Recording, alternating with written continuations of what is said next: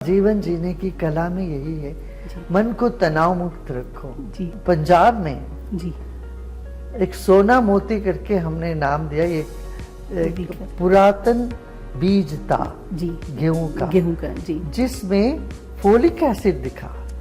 तो ये बहुत आवश्यक है, मैं बीज की संरक्षा। जी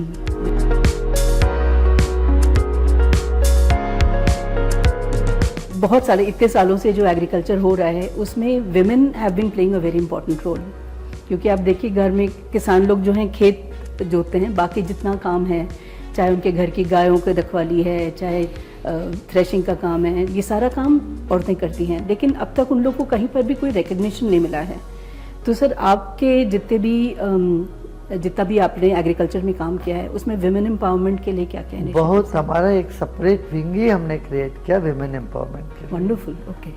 तो यहाँ बहुत से भी महिलाएं किसान के रूप में उभर आई है और व्यापार कर रही है। जी उनकी जो व्यापार जो है 4 गुना 5 गुना बढ़ा हुआ है। जी जी तो नैसर्गिक, अभी लोगों में ये है भाई नैसर्गिक कृषि तो हम कर लेते हैं, फिर इससे हमको नुकसान हो जाएगा, बिल्कुल बिल्कुल बिल्कुल, इतना फसल नहीं आएगा, फिर फसल इतना नहीं आता है तो हम बेच नहीं पाए।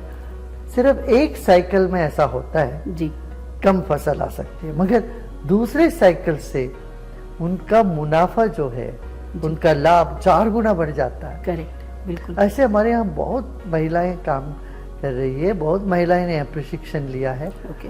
अनार का जो जब पहले इतना सब केमिकल डाल के अनार उगाते थे, साल में एक फसल आता, अब देखिए इतने बड़े बड़े अनार नैसर्गिक खेती से ऐसे बहुत लाभ हुआ है महिलाओं को। ग्रेट। जिन किसानों के साथ आप काम करते हैं, चाहे मेल फार्मर्स हो या विमेन फार्मर्स हो, आपका आर्ट ऑफ लिविंग उनको कैसे इन्फ्लुएंस करता है? Does this help in their general happiness and wellbeing? जीवन जीने की कला में यही है, मन को तनाव मुक्त रखो जी, और प्राणायाम करो, योग करो, आसन करो जी, ध्यान करने का, ये सब करने से इनके जीवन में बहुत बड़ा परिवर्तन आता है। ओके। तो वो उन किसानों को आप ये भी शिक्षा देते हैं? हाँ, वंडरफुल, ओके।